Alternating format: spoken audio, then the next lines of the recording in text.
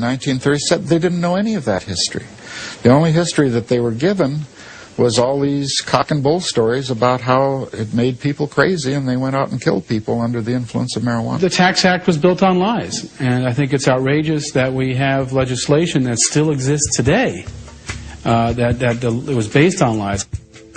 Despite opposition by the American Medical Association, Congress passed the law unanimously after debating for a grand total of 90 seconds.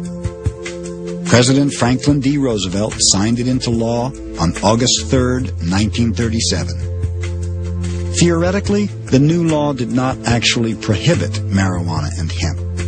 Only a constitutional amendment could do that. But by imposing prohibitive taxes and mountains of red tape, it made cultivation, processing, sales, and any use of the hemp plant whatsoever virtually impossible. Technically, farmers could still legally grow a hemp plant like this one, but only if they could somehow grow it without the leaves and flowers. This law is still in effect today. The full reasons behind marijuana prohibition are still being debated. Some experts think racism played a part. So that when poor people, immigrants, take the drugs, we're afraid they're going to rise up, smite, steal, and take the white women. And so we outlaw the drugs because of our fears over that. Others think Harry Anslinger was motivated by ambition and power. A great deal of the reason that marijuana was prohibited was because of self-aggrandizement at the federal level, especially with Harry Anslinger wanting to be the J. Edgar Hoover of his own agency. Jack sees darker motives. His book alleges a high-level conspiracy revolving around Anslinger, Treasury Secretary Andrew Mellon, the DuPont Chemical Company, and hemp.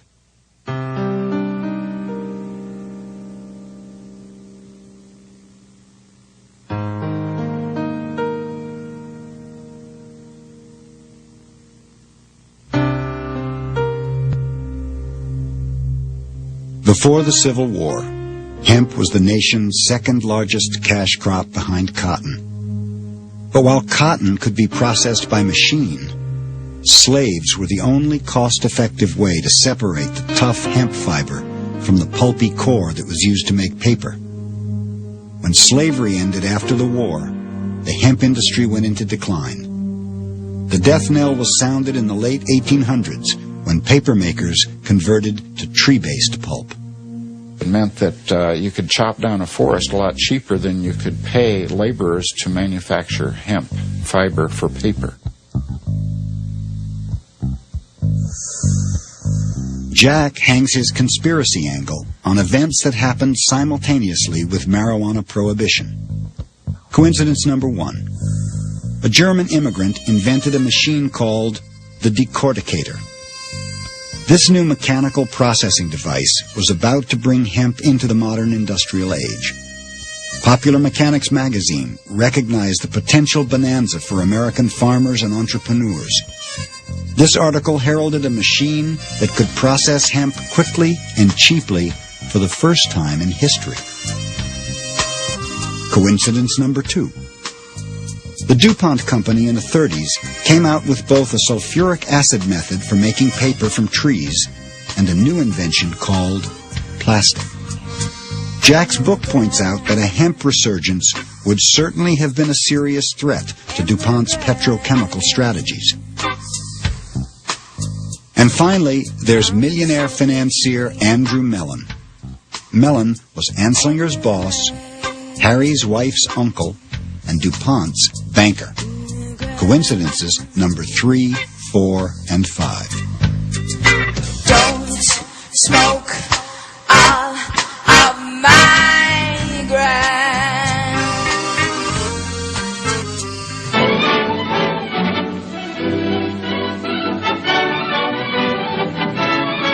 The book's credibility got a boost from Jack's discovery of this 14-minute documentary. Supposedly made by the U.S. government 5 years after the Marijuana Tax Act. Its purpose was to encourage farmers to grow outlawed hemp during World War II. Long ago, when these ancient Grecian temples were new, hemp was already old in the service of mankind. For thousands of years even then, this plant had been grown for cordage and coarse cloth in China and elsewhere in the East. But now, with Philippine and East Indian sources of hemp in the hands of the Japanese, and shipment of jute from India curtailed, American hemp must meet the needs of our Army and Navy as well as of our industries. In 1942, patriotic farmers, at the government's request, planted 36,000 acres of seed hemp, an increase of several thousand %. The goal for 1943 is 50,000 acres of seed hemp. For to grow hemp legally, you must have a federal registration and tax stamp. This is provided for in your contract.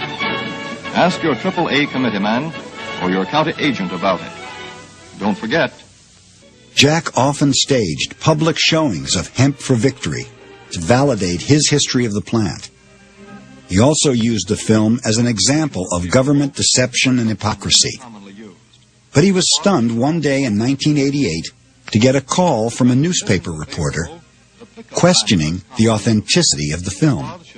Well, Mr. Hare, we went out to check the information, and we found nobody that would corroborate your story, that this movie was even ever made.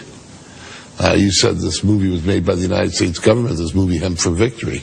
That if there would be any evidence that the government ever made such a film, it would be in the Library of Congress, it would be in the Department of Agriculture. It is in neither place.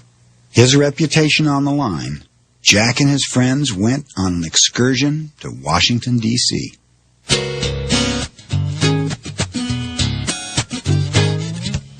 We were just determined to find the documentation that made it a credible government movie made by the U.S. government and not made by Jack.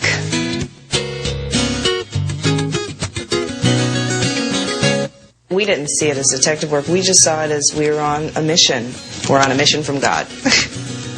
Many others before Jack had searched the Library of Congress for proof of the documentary's existence and found none.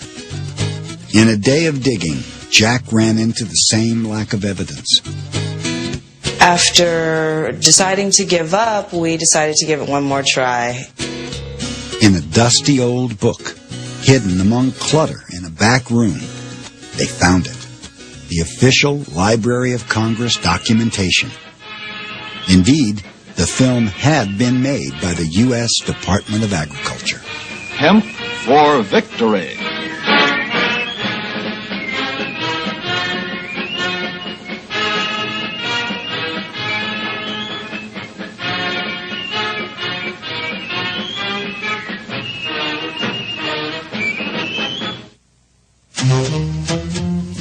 In the few short years since The Emperor Wears No Clothes first began inspiring activists and entrepreneurs, the U.S. hemp industry has grown from Jack's ramshackle Venice Beach booth into $100 million a year business. I was shopping for a suit the other day and walked into the department store. Stepped on the elevator and told the girl, dry goods flow. When I got off, a salesman come up to me. He said, now what can I do for you? I said, well, go in there and show me all in sport clothes, like you supposed to. He said, well, sure, come on in, buddy, and dig these fabrics we got laid out on the shelf. He said, pick yourself out one, try it on, stand in the mirror and dig yourself. The world's getting this information. It's coming out on billboards. It's coming out on companies all over, everywhere. As hemp gained mainstream acceptance in the 90s, so did Jack. His critics became allies. When Steve Hager became editor of High Times in the late 80s, and he went ahead and just wrote column after column, article after article, month after month in his magazine, and that's really what exploded the idea of hemp. More to the colleges, more to everybody that picked up a High Times now read about hemp. In 1994, he was honored by the conservative Drug Policy Foundation in Washington. His efforts for showing the impact one individual can have on the lives of many others, Jack Herer is awarded the 1994 Robert C. Randall Award for achievement in the field of citizen action. At the awards dinner, the emperor wore a hemp suit.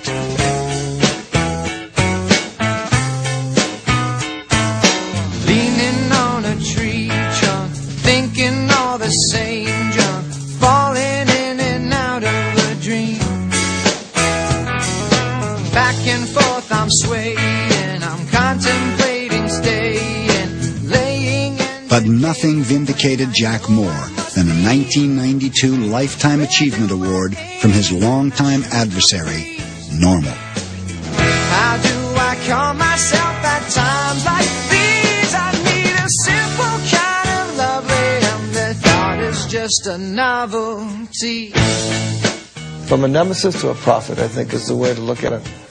He was a bother and troublesome until we began to realize he had really discovered very important aspect of why it is that marijuana should be reconsidered and why the illegality of it is so preposterous and unfair. I think that Jack's place in the history of anti-prohibition movement is going to be secured by the simple fact that he, despite everybody's criticisms, everybody thinking he was crazy, that he had the persistence and the temerity to simply keep going on and saying the truth over and over and over again, no matter, it sometimes seems like you have to say the truth many times before anybody hears it. The Emperor Wears No Clothes is a book that's had an enormous impact in this country on awakening millions of Americans to the fact that the marijuana laws are wrong, that they're based on false premises, that they're racial in nature, and that we need to change them. I don't know anyone who's had as much impact as Jack has.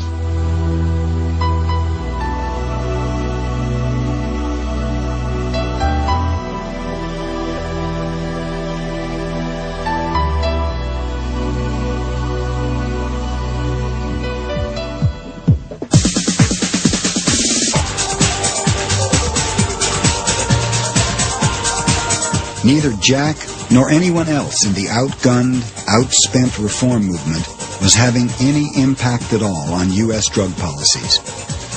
In the last years of the 20th century, incredibly, America was the only industrialized nation that still forbid hemp farming, forcing the U.S. hemp industry to import all its raw material. According to the government, allowing farmers to grow hemp would confuse police and send a wrong message to children. Drugs are every nation's problem, and every nation must act to fight them. We are determined to build a drug-free America and to join with others to combat drugs around the world. Let there be no doubt, this is ultimately a struggle for human freedom.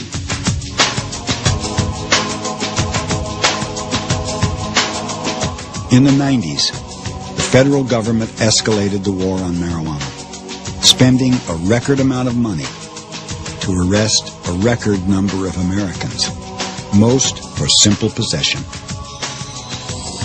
Since Prohibition began in 1937, upwards of 70 million Americans have tried marijuana at least once.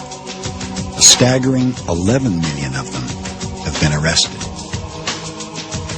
With 1 in every 40 prisoners a marijuana offender, the United States has become the world's biggest jailer.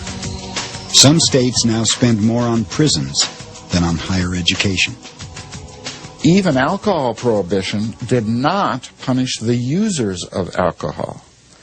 When marijuana prohibition was instituted, however, the prohibition was aimed directly at users, which it had not been with alcohol prohibition. Well, just here in America, it's 14 million years have been spent on prison, jails, parole, or probation since the 1930s for marijuana. 14 million years. I can't even begin to calculate what that is at $25,000, $30,000 a year now. It gets me angry every day. All available research has concluded that marijuana is dangerous to our health. Marijuana limits learning and memory, perception and judgment, and our ability to drive a car. The war on marijuana is also a war on the sick and dying.